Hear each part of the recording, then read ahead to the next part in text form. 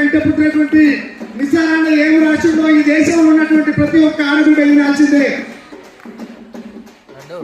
ఆడబిడ్డ